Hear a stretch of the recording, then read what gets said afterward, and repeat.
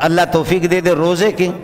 جو لوگ یہ روزہ رکھتے ہیں، میں پہلے بھی آپ کو بتا چکا ہوں، کچھ ساتھی تو افسوس کریں گے لیکن آج اب بتا دیتا ہوں، لیکن اب تو آپ سے چلا گیا۔ کل پرسوں ایک ساتھی نے فون کر دیا تو وہ کہنے لگے کہ اس دن کا روزہ 9 تاریخ کا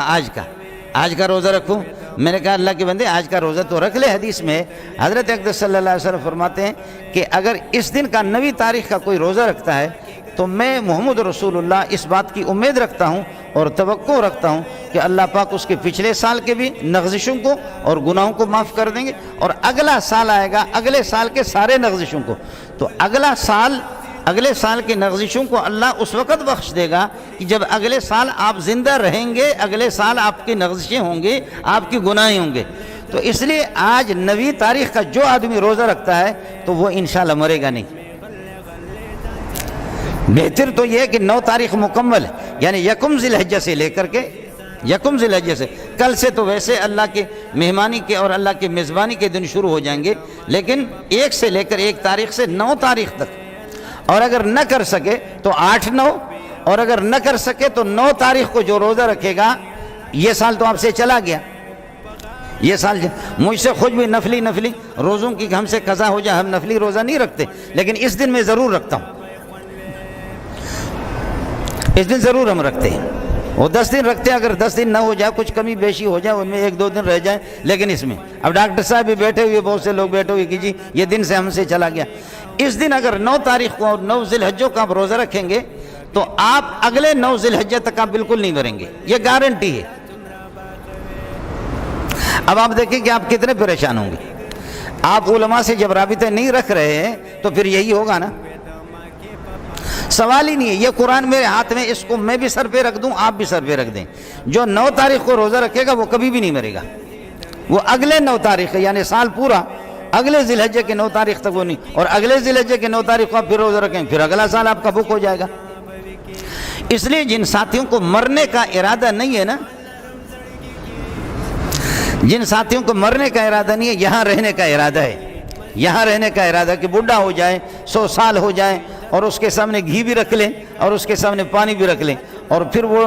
روٹی اٹھا کر کے بجائے گھی میں، دیسی گھی میں لگانے کے، وہ پانی میں لگا کر کے کہتا ہے دا سنگ گوڑے دے دا خوند نہ گئی، کیسا آپ نے دیسی گھی رکھا ہے، اس میں مزہ نہیں ہے بابا، جو دیسی گھی ہے اس میں تو آپ کی روٹی جا نہیں رہی ہے، لقمہ جا نہیں رہا ہے، اور جو اللہ آپ کا بھلا کرے دیسی گھی نہیں ہے وہاں پر آپ کا ہاتھ جا رہا ہے، تو اس سے مزہ کہاں آئے گا؟ لیکن بوڑھا ہو کر کے آدمی بھی، حضرت اقدس صلی اللہ علیہ وسلم نے فرمایا بندہ بوڑھا تو ہوتا ہے لیکن انسان کی 2 چیزیں ہمیشہ جوان رہتی ہے، ایک مال کی حرص، ایک مال، اس لیے یہ جو بوڑھے ہمارے والدین جو ہوتے ہیں نا، تو نوجوان حضرات بیٹھے ہوئے، آپ سے گزارش یہ ہے کہ 100 50 والے اور 10 20 والے نوٹ جو ہے نا کٹھا کر کے ان کو دے دو، کٹھا کر کے ان کی تھبی لگا کر کے ان کو دے دو، اماں جی یہ آپ لے لیں، دعا کر لیں اپنے بیٹے کے لیے، دادی جی نانی جی آپ یہ لے لیں، بابا جی کی بینائی چلی گئی اس کو اتنا پیسے دے دو، وہ پیسہ ہی ہوگا 2000 کے، اگر آپ کھلا کر دیں گے نا، 100 والے کر دیں گے تو کافی ہو جائیں گے، تو آپ کے لیے دعا بھی کر دے گا۔ آدمی جتنا بھی بوڑھا ہو، لیکن یہ کہ الحرص علی العمر، الحرص علی المال، مال پر بھی اس کی لالچ زیادہ، اور والحرص علی العمر، عمر بھی اسی طرح، عمر میں بھی اسی طرح، مرنے کے لیے کوئی تیار نہیں ہے، آپ تو پتہ نہیں مرنے کے لیے تیار ہو یا نہ ہو، لیکن ہمارے مولوی لوگ کبھی تیار نہیں ہے اس لیے کہ آپ محنت مزدوری کر کے کھاتے ہیں، خون پسینہ آپ کو بہانا ہوتا ہے، ہمارے تو 5 انگلیاں گھی میں سر کڑھائی میں، مولوی صاحب کے تو 5 انگلیاں گھی میں سر کڑھائی میں، اس کو نہ کدال چلانا ہے نہ بھیلچا چلانا ہے، مولوی صاحب کو سب کچھ تیاری ملتا ہے، تو پھر اس کو اس دنیا سے مرنے کی ضرورت کیا ہے؟ وہ اس دنیا سے جانے کے لیے تیار نہیں، اس لیے ایک مولوی صاحب جو ہے نا، وہ آیت آتی ہے سورہ توبہ کے آخر میں، لقد جاءکم رسول من انفسکم عزیز علیہ ما عنتم حریص علیکم بالمؤمنین رؤوف الرحیم فإن تولوا فقل حسبی اللہ لا الہ الا هو علیہ توکلت وهو رب العرش العظیم۔ اگر اس کو کوئی روزانہ صبح فجر کو 7 مرتبہ پڑھے تو اس دن کبھی بھی نہیں مرے گا، نہ گولی لگے گی، نہ گولی سے مرے گا، نہ کسی چیز سے مرے گا، اور وضو کی حالت میں رہے۔ میں خود جب بھی مجھے ٹھوکر لگی ہے تو میرا وضو نہیں رہا ہے، بعض جگہوں میں پریشان ہوا ہوں، کبھی پولیس نے پکڑ لیا، کبھی ہمارے فوجی بھائیوں نے، اللہ ان کو جزا خیر دے، جو ہمارے ملک کے محافظ ہے، کبھی انہوں نے پکڑ لیا، اس لیے کہ ہماری داڑھی بھی تو یہ ملک کے قانون کے خلاف ہے، اور ہماری پگڑی جو ہے نا یہ بھی قانون کے خلاف ہے. آپ سمجھ, ہمارے بعض ادارے وہ ہے جن میں اگر آپ نے داڑھی رکھی تو آپ کو ترقی نہیں ہوگی. بس وہ 15 گریڈ کے ہے, 10-12 گریڈ کے, سوال ہی نہیں ہے کہ آپ کو اوپر ترقی ہو جائے. یہ بالکل چھوڑ بھی نہیں رہی ہے ترقی کے لیے. یہ بہت بڑا مسئلہ ہے. یہ حضرات یہ کہ اللہ آپ کا بھلا کری ہے کہ یہ اس سے منع کرتے ہیں. خیر, میں عرض کر رہا تھا کہ بزرگ صاحب جو ہے نا یہ آیت پڑھتا تھا. جب آدمی 7 مرتبہ صبح سویرے یہ پڑھتا ہے نا تو پھر وہ مرتا نہیں ہے, اس دن نہیں مرے گا, اس دن نہیں مرے گا, اس کو کوئی نقصان نہیں ہوگا. تو 110 سال 115 سال اس کی عمر ہو گئی. تو اوپر سے آواز آ گئی, کسی فرشتے نے یا جن نے آواز دی کہ تو اگر ہمارا ہوتا تو دنیا کے ساتھ چمٹا ہوا نہ ہوتا.